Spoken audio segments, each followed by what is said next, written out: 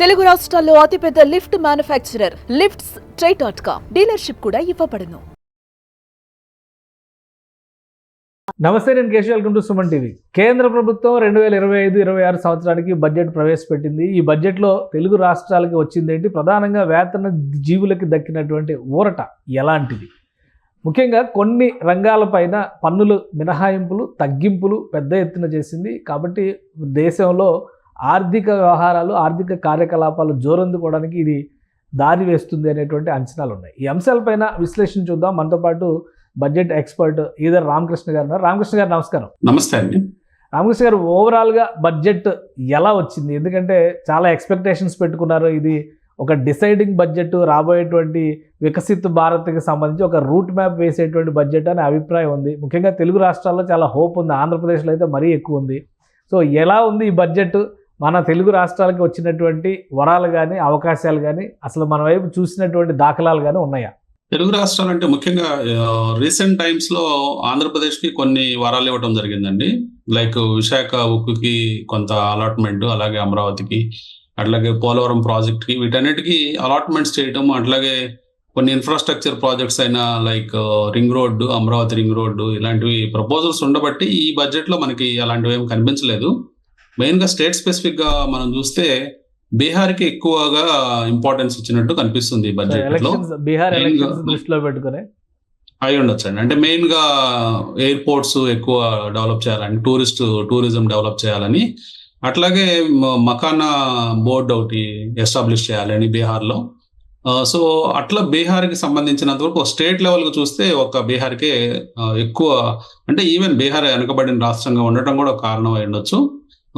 ఇందువల్ల బీహార్కి కనిపించింది. ఇంకా ఓవరాల్ గా బడ్జెట్ అంటే నేషన్ వైడ్ డిఫరెంట్ అంశాలు, అంటే వివిధ అంశాలు, ట్యాక్స్లు, డెఫిసిట్లు, జీడిపి, రకరకాల అంశాలు ఇందులో ఉంటాయి. కాబట్టి స్టేట్ లెవెల్లో మనము కేటగరైజ్ చేయలేము. సో ఓవరాల్ గా ఈ బడ్జెట్ కనుక చూస్తే మెయిన్ గా ఒక న్యూ వే ఆఫ్ థింకింగ్ కనిపిస్తుందండి. అంటే ఈజ్ ఆఫ్ డూయింగ్ బిజినెస్ ని ఇంప్రూవ్ చేయాలన్నట్లుగా ఈ బడ్జెట్ లో నిర్మలా సీతారామన్ చాలా అంశాల్లో మనకి ఈజ్ ఆఫ్ డూయింగ్ బిజినెస్ కోసం ఆ స్టెప్స్, ఆ మెజర్స్ తీసుకుంటున్నట్టు అర్థం అవుతుంది.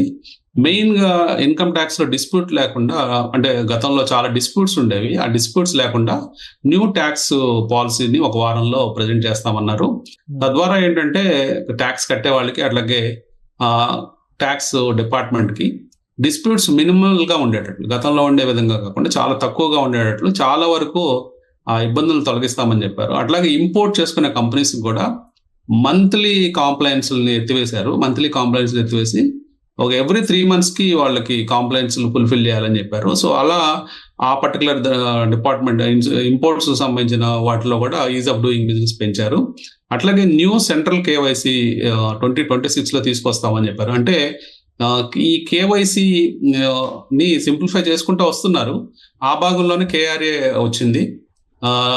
ఈ కేఆర్ఏని కూడా న్యూ సెంట్రల్ కేఆర్ఏని 2026 లో తీసుకురావాలని ట్రై చేస్తున్నారు. అట్లాగే చాలా లాస్ ని, ఒక 100 laws ని డీక్రిమినలైజేషన్ చేశారండి. అంటే కొన్ని నేరాలు చేస్తే జైలు శిక్ష పడుతుంది, దాదాపుగా 100 laws ని ఎత్తివేస్తున్నట్టు చెప్పారు. అంటే ఇది ఒక కొత్త మార్గం ఎంచుకున్నట్టు కనిపిస్తుంది బడ్జెట్. ఓకే, అంటే ఇప్పుడు ఫైనాన్షియల్ ఫ్రాడ్స్కి సంబంధించి కానీ, సైబర్ క్రైమ్ లాంటివి కానీ, ఇవి చాలా పెరుగుతున్నాయి. అలాంటి బడ్జెట్లో ఏఐ లాంటి వాటికి, డీప్ టెక్నాలజీకి సంబంధించి కూడా కొంత ప్రాధాన్యం ఇచ్చినట్టుగా కనిపిస్తుంది. ఈ రెండు బ్యాలెన్స్ చేయడానికి ఈ బడ్జెట్ దారి వేస్తుందా?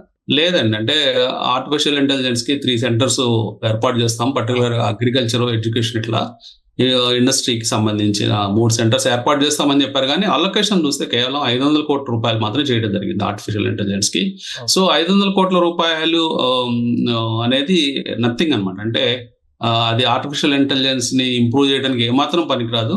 బేసిక్ గా ప్రాజెక్ట్స్, రిపోర్ట్స్ తయారు చేయడానికి అలాంటి వాటికి పనికొస్తుంది, లేకపోతే ఒక ఇన్స్టిట్యూట్స్ డెవలప్ చేయడానికి పనికొస్తుంది. కానీ రియల్ గా ఆర్టిఫిషియల్ ఇంటెలిజెన్స్ లో ఇప్పుడు అమెరికా కానీ, చైనా కానీ చాలా దూసుకుపోయాయి. రీసెంట్ గా మనం డీప్ సీక్ చూసాము. అట్లాగే అమెరికాలో చాట్ జీపీటీలు, జెమినీలు ఇలాంటివి చాలా వచ్చాయి. వాటితో పోటీ పడాలంటే 500 crores అనేది ఈ బడ్జెట్ లో ఒక సూత్రప్రాయంగా ఇవ్వడం తప్పించి పెద్ద ఉపయోగం లేదు. రైట్. ఇక ఇన్కమ్ ట్యాక్స్ గురించి ఎక్కువ మంది డిస్కస్ చేస్తున్నారు. 12 లక్షల వరకు జీరో ట్యాక్స్ అంటున్నారు. సో ఇది జీరో ట్యాక్సా, లేదంటే ఇక్కడ బడ్జెట్ స్టేట్మెంట్లో చూస్తే మాత్రం 4 లక్షల నుంచే 10% క్యాలిక్యులేషన్స్ అయితే కనిపిస్తున్నాయి. బట్ అందులో వచ్చేటువంటి మినహాయింపులు, రిబేట్లు ఇవన్నీ ఏ విధంగా చూడాలి? అంటే మనం ప్లాన్ చేసుకున్నట్లయితే 12 లక్షల దాకా మనం జీరో ట్యాక్స్ పొందొచ్చండి. ఓకే. ఈవెన్ గా ప్లెయిన్ గా మనం డిడక్షన్స్ అలాంటివి ఏమీ అప్లై చేయకపోయినా కానీ 80,000 మించి పడదు 12 లక్షలు ఇన్కమ్ ఉన్న వాళ్ళకి. గతంలో కంటే మనకి ఆల్మోస్ట్ ఒక 80,000 to 1 lakh రూపీస్ బెనిఫిట్ ప్రతి స్లాబ్ లో ఉన్న వాళ్ళకి దొరికింది. అంటే 12 లక్షలు పైబడిన స్లాబ్స్ అంటే 8 to 12 వాళ్ళకి 10%, 12 to 16 వాళ్ళకి 15%, 16 to 20 వాళ్ళకి 20%, 20 to 24 వాళ్ళకి 25%. మీరు ఏ స్లాబ్ లో ఉన్నా కానీ అబౌవ్ 8 lakhs మీకు 80,000 నుంచి 1,10,000 రూపాయల దాకా బెనిఫిట్ వస్తుంది. తద్వారా గవర్నమెంట్ కూడా 1,10,000 కోట్ల రూపాయలు మొత్తంగా దేశం మొత్తంగా కోల్పోతుంది ఆదాయాన్ని. మేబీ వాళ్ళు వేరే సోర్సెస్ ద్వారా రీకూప్ చేసుకుంటారు, కానీ డైరెక్ట్ గా వాళ్ళకి వాళ్ళ పాకెట్స్ లోకి బెనిఫిట్స్ వెళ్ళాలి అని చెప్పేసి. అంటే కన్సంప్షన్ మనం ఈ మధ్య చూస్తే అర్బన్ కన్సంప్షన్ అనేది కొంచెం తగ్గుతూ ఉంది. తద్వారా మనం స్టాక్ మార్కెట్ లో కూడా FMCG స్టాక్స్ అంటే బాగా పడుతూ ఉన్నాయి, వాటి సేల్స్ కానీ ప్రాఫిట్స్ కానీ తగ్గుతూ ఉన్నాయి. సో అర్బన్ కన్సంప్షన్ పెంచాలనే దృష్టితోనే ఈ పర్టికులర్ మెజర్ చేసినట్టున్నారు. సో ఎప్పుడైతే ఈ middle class, lower middle class వాళ్ళకి లేదా కొంచెం హయ్యర్ క్లాసెస్ అంటే 12 lakhs to 24 lakhs వచ్చే వాళ్ళకి కొంచెం ఒక 1 lakh రూపీస్ దాకా సేవింగ్స్ అనేవి వాళ్ళ పాకెట్స్ లో డైరెక్ట్ గా వస్తాయి కాబట్టి అది కన్సంప్షన్ ఉపయోగపడుతుంది. అట్లాగే కన్సంప్షన్ సైకిల్ మళ్ళీ మొదలవుతుంది ఆశతో ఇది చేయటం జరిగింది.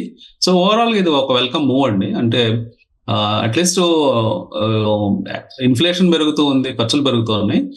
ఇలాంటి మూవ్ వల్ల కొంత మిడిల్ క్లాస్ పీపుల్ హ్యాపీగా ఫీల్ అవుతారు. కానీ ఇంకా డిడక్షన్స్ విషయంలో కానీ, ఎగ్జంప్షన్స్ విషయంలో కానీ, ఎందుకంటే ఇప్పుడు ఇన్సూరెన్స్కి వాటికి ఒక 1 lakh, 1.5 lakh మాత్రమే ఎగ్జంప్షన్స్ ఇచ్చారు. అలానే లోన్ రిలేటెడ్ ఇంట్రెస్ట్ ఎగ్జంప్షన్స్ ఇవేవి కూడా రివైవ్ చేయకుండా కేవలం స్లాబ్ సిస్టంలో మార్పులు తీసుకురావడం వల్ల పెద్ద ప్రయోజనం ఉండదు అనేటువంటి ఒక విమర్శ వస్తుంది.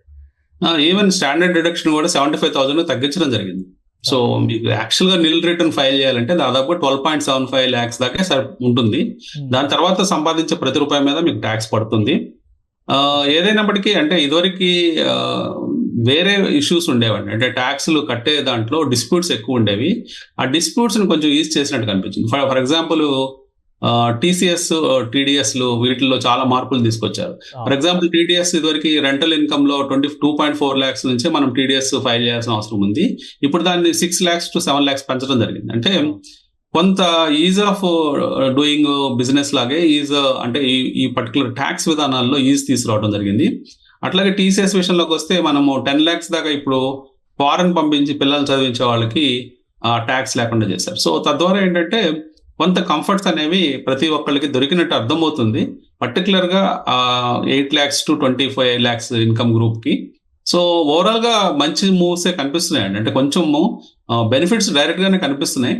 మేబీ ఇండైరెక్ట్ ఎఫెక్ట్స్ మనకు తెలియదు. ఇండైరెక్ట్ ట్యాక్సెస్ ఇప్పుడు ఫర్ ఎగ్జాంపుల్ వేరే మనం పర్చేజ్ చేసినా సేల్ చేసినా ఈ రోజు GSTలు కడుతున్నాము కాబట్టి ఇండైరెక్ట్ గా ఓవరాల్ గా బేస్ పెరుగుతూ ఉంది. మీరు ఓవరాల్ ట్యాక్స్ ఇన్కమ్ కనుక చూస్తే 24 లక్షల నుంచి 28 లక్షల అంటే 4 లక్షల కోట్ల రూపాయలు గవర్నమెంట్కి ఆదాయం పెరిగింది. కాబట్టి ఆదాయంలో 1 లక్ష రూపాయలు వాళ్ళు తగ్గించుకున్నట్టు అర్థం చేసుకోవాలి. రైట్. అంటే ఇప్పుడు ఆదాయపు పన్నుకి సంబంధించి ఒక స్పెషల్ బిల్లు కూడా ప్రవేశపెడతాం అంటున్నారు. ఈ రోజు ఇచ్చినటువంటి అంశాలతో దాదాపు క్లారిటీ వచ్చేసినట్టేనా? ఇంకేమన్నా క్లారిటీ వచ్చే అవకాశం, అంశాలు ఆ బిల్లులో ఉండడానికి స్కోప్ ఏమైనా ఉంటుందా? ఉంటాయండి, చాలా అంశాలు ఆ బిల్లులో పొందుపరుస్తారు. అంటే జనరల్ గా ఈ రోజు ఏంటంటే మెయిన్ హెడ్లైన్స్ మనము అతను చూస్తున్నాము. వీటిల్లో కొన్ని మార్పులు చేర్పులు, కొన్ని క్లారిఫికేషన్స్ అన్ని కూడా రేపు ఫైనల్ బిల్ 1 week లో వస్తుంది అంటున్నారు. కాబట్టి ఆ బిల్లులో చాలా డీటెయిల్డ్ గా మొత్తం అన్ని విషయాలు పొందుపరుచుంటారు. సో అప్పుడు ఆడిటర్స్ కూడా వాళ్ళకు కూడా క్లారిటీ వస్తుంది. సో ఎట్లా ప్లాన్ చేసుకోవచ్చు ట్యాక్స్ ప్లానింగ్ అవన్నీ కూడా అప్పుడు అందరికీ అర్థం అవుతుంది. సో ఇంకొకటి ట్యాక్సెస్ విషయంలో కానీ అలానే బడ్జెట్లో ఎక్కువ మంది సామాన్యులు చూసేది ఏ వస్తువుల ధరలు పెరుగుతున్నాయి, ఏ వస్తువుల ధరలు తగ్గుతున్నాయి అనే దాని మీద ఎక్కువ ఆలోచన, ఆశ ఉంటుంది. సో ఈ బడ్జెట్ అటువంటి కంపారిజన్స్లో ఎలాంటి ఈక్వేషన్స్ ఇచ్చింది? అంటే ఇదివరకు లాగా మనకి కొన్ని సిగరెట్లు, కాస్మెటిక్స్ ఇట్లా న్యూస్ లో వచ్చేవి. ఇప్పుడు వాటి మీద స్పెసిఫిక్ గా మాట్లాడలేదండి బడ్జెట్ లో. ఈ బడ్జెట్ లో మనకి ఇన్ఫ్రా రంగంలో ఎలాంటి చేయబోతున్నారు, అగ్రికల్చరు మెయిన్ కొన్ని థీమ్స్ తీసుకున్నారు. అగ్రికల్చరు, పవర్ సెక్టారు, అట్లాగే ఇంకా మెడికల్ సంబంధించింది, హెల్త్, ఇలాంటి రంగాల మీద ఫోకస్ చేయడం జరిగింది. చిన్న చిన్న విషయాలు లైక్ కాస్మెటిక్స్ లేదా సిగరెట్స్ ఇట్లాంటి టాపిక్స్ బడ్జెట్ స్పీచ్ లో మనం వినలేదు డిస్కషన్ లో. మెయిన్ గా మెడికల్ ఫీల్డ్ లో తీసుకుంటే 10,000 సీట్స్ మెడికల్ సీట్స్ పెంచుతామని చెప్పడం జరిగింది. అట్లాగే మెడికల్ ఇన్ఫ్రా కూడా భారీ ఎత్తున పెంచబోతున్నారు. అట్లాగే అగ్రికల్చర్ విషయాల్లో చాలా బిల్స్ తీసుకొస్తున్నారండి.